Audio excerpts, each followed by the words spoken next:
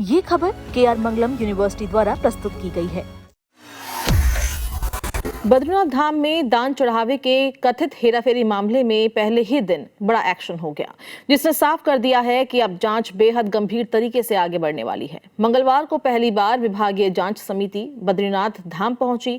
उम्मीद थी कि जांच शुरू होगी और रिपोर्ट तैयार होने में समय लगेगा, लेकिन शुरुआती जांच में ही ऐसे तथ्य सामने आए जिन्होंने अधिकारियों को तुरंत फैसला लेने पर मजबूर कर दिया।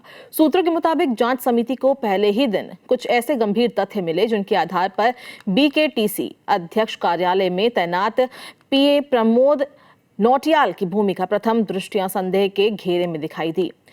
यही वो मोड़ था जहां मामला अचानक तेजी से आगे बढ़ गया। बताया जा रहा है कि जांच समिति ने अपने शुरुआती निष्कर्ष BKTC के वरिष्ठ अधिकारियों को मौखिक रूप से बताए। इसके बाद बिना किसी देरी के प्रशासन ने बड़ा फैसला लेते हुए प्रमोद नौटियाल को तत्काल प्रभाव से निलंबित कर दिया। इस कार्रवाई को सिर्फ एक निलंबन नहीं बल्कि एक स्पष्ट संदेश माना जा रहा है कि दान और चढ़ावे जैसे संवेदनशील मामले में किसी भी तरह की लापरवाही या अनियमितता को हल्के में नहीं लिया जाएगा।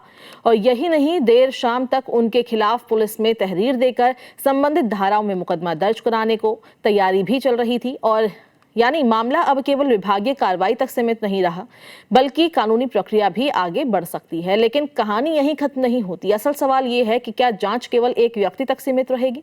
सूत्रों की माने तो इसके जवाब में कहा जा रहा है कि शायद नहीं।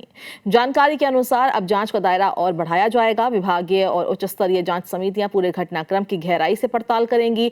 सिर्फ किसी एक कर्मचारी की भूमिका ही नहीं, बल्कि दान चढ़ावे के पूरे प्रबंधन और धन के संचालन से जुड़े सभी पहलुओं की जांच की जाएगी। यानी अब हर दस्तावेज की जांच होगी, रिकॉर्ड का मिलान होगा, CCTV फुटेज खंगाले जाएंगे और मामले से लेकर जितने भी कर्मचारी जुड़े हुए हैं उनके बयान भी दर्ज किए जाएंगे। जांच एजेंसी ये भी जानने की कोशिश करेंगी कि घटनाक्रम कैसे हुआ, किस स्तर पर क्या प्रक्रिया अपनाई गई और कहीं किसी स्तर पर कोई अनियमितता तो नहीं है।